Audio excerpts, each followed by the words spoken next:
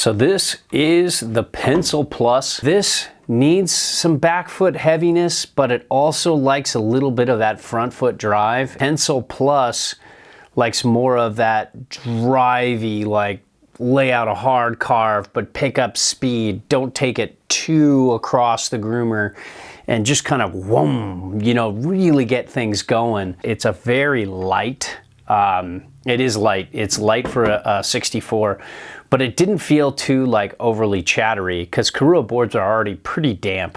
So lightening them up a little bit wasn't terrible. I'm not sure about long-term reliability, but so far so good with a little bit of time I've had on this. It's got wax on the base. Sorry, but you can kind of see it's just a nice pure black base. But you can see it's got a massive bit of camber.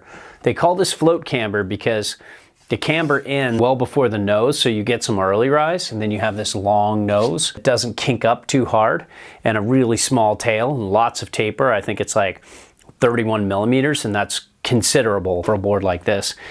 You have all this camber, and it's just, there's so much pop and so much drive out of a turn. It really makes it fun. You know, Korua always says, happiness lies in the process of finding your matching shape.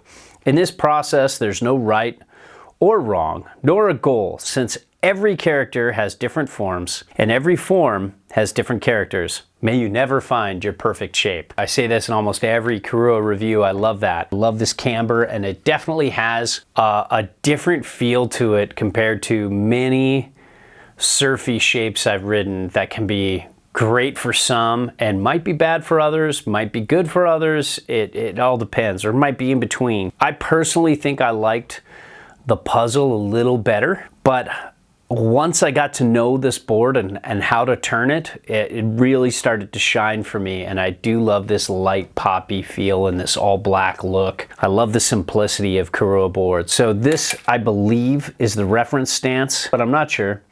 You're looking at 21 3/4. It sounds right based on the setback of side cut, which I believe is only like 20 mil.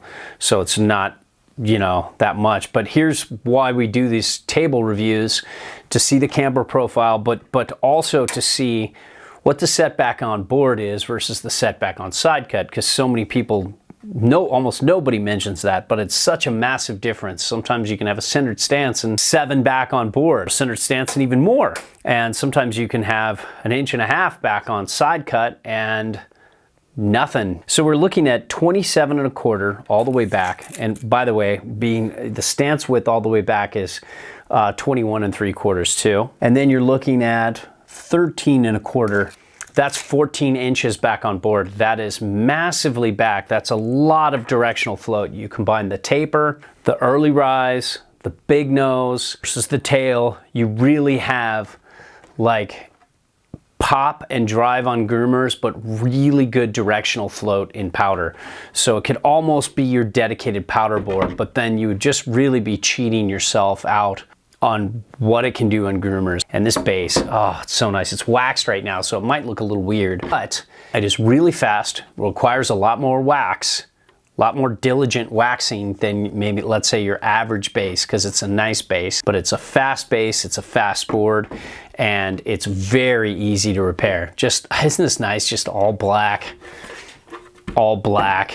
It just says, it's just so stealthy and amazing, and it's a very recommendable board. It's really growing on me. So there you have it. That is the Pencil Plus.